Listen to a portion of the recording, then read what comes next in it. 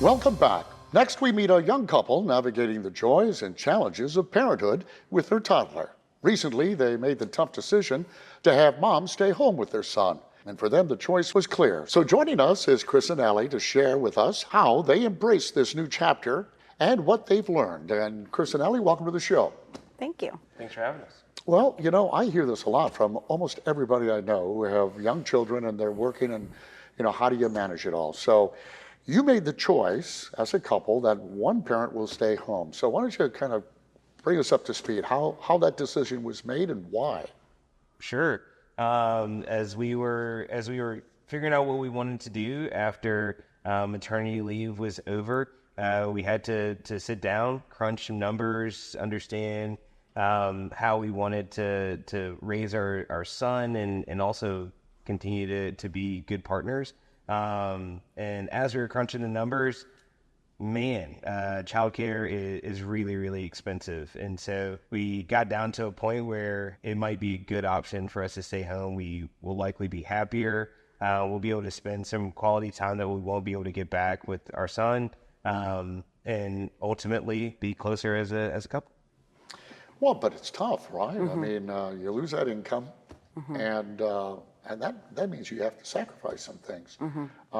So from your perspective, did you lose the coin toss or win it? How did that work out? I think I won it, and I actually initially did go back. I had full intentions of going back to work after maternity leave ended, and just, so many women make this possible that I figured I could also make it work. And I was back for maybe 3 weeks, and I was in the office every day, 8 to 5, business professional. I had to buy like a whole new outfit, wardrobe, because my body had changed so much.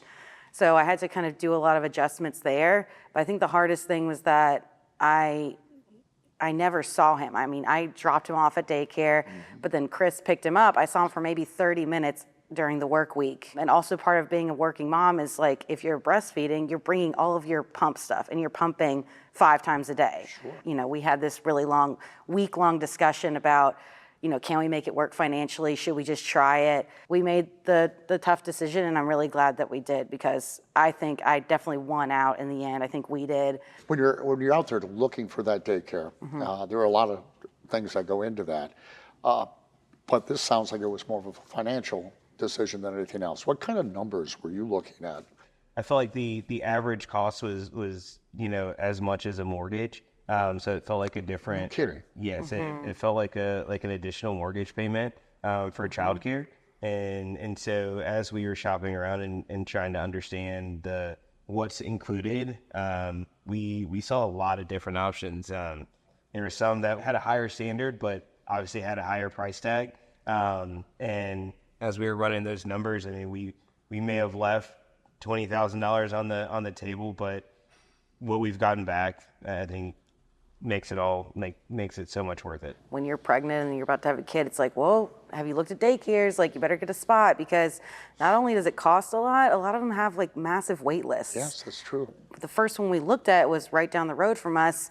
There was no wait list, but also it was just very little like learning stimulation. So then we were looking at the more expensive ones, and it was like, well, we don't know if we'll be able to get you in this year.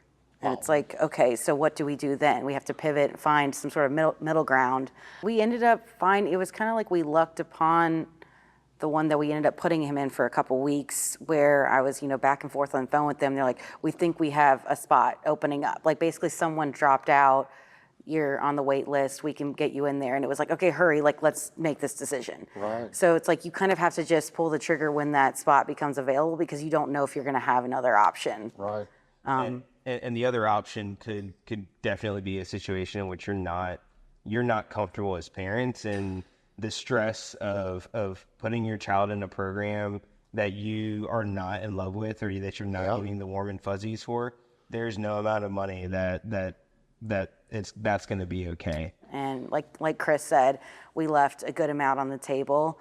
It wasn't a small amount at all, but at the end of the day, it was worth it for both of us to make that decision. Obviously, you go from 2 incomes to 1 income. Did you give up some of the things you may have enjoyed in the past that you no longer enjoy? Yes, absolutely. I mean, a few sports leagues, golf. No. You know, It's a lot. no, the as we were facing this decision, we did kind of carve out some let's try it first, and so as we were planning on Allie going back to work, we started living off of one income, and so like that changed the way that we acquired groceries. That was it changed the way in which we some of the things that we have gotten accustomed to, we definitely had to scale back and really take a good look at what was most important. Well, it sounds like it was a good decision. It was. It looks like both of you are really happy with it. Yeah. Are you going to eventually go back to work? Is that your plan? I will definitely be going back in some capacity. Not sure if it'll be the same, field, but I definitely see myself going back to work. Now, this is what I hear from a lot of people, relatives and friends, that it's like, why even bother working? Because it's almost the same amount of money you're It balances spending. out. Yeah, I guess it'll depend on, what kind of job I'm looking at and like salary wise, like, does it make sense to, like, will it outweigh how much it costs to send to daycare enough so that we feel comfortable with me going back. But if, I'm looking at a similar salary range of the job I left, it might not make sense at that time until they're in school, where school is free, hopefully still, when we get to that point. Are you guys stressed out at all, though? Because, There definitely was some initial stress, again, there is some comfortability with having two incomes. So then to pare that down and, as we know in the job market, like I'm an at-will employee, right? Like I could at any point in time lose my job, and Right. and to not have something to fall back on, that is stressful. I don't feel as stressed as we've been living it now for I guess over a year Yeah, now, which is really exciting. So yeah.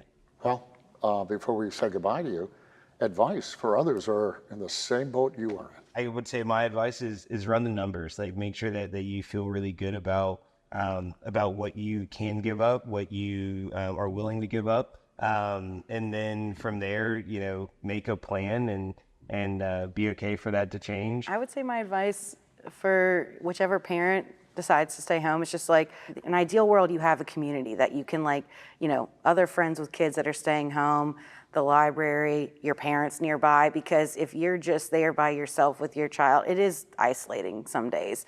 I have that around me and friends and family that we're able to see, a lot during the week. Yeah, that the really support helps. group is a lot. Yeah, for sure. No regrets? No looking None back? whatsoever. I got to see my son's first steps. Yeah, you can't buy that that. back. Yeah. You can't buy that. Hey, listen, thanks for being here. Good luck to you. Thank you. And congratulations. I mean, Yeah. that's a big decision, and it's a wonderful one for your son. And thank you for watching. And we hope you've enjoyed today's show. If you have any questions or you would like to know more, visit our website at raleighcw.com and myrdctv.com. I'm Bill LeMay, and thank you for watching Community Matters, and we'll see you next week.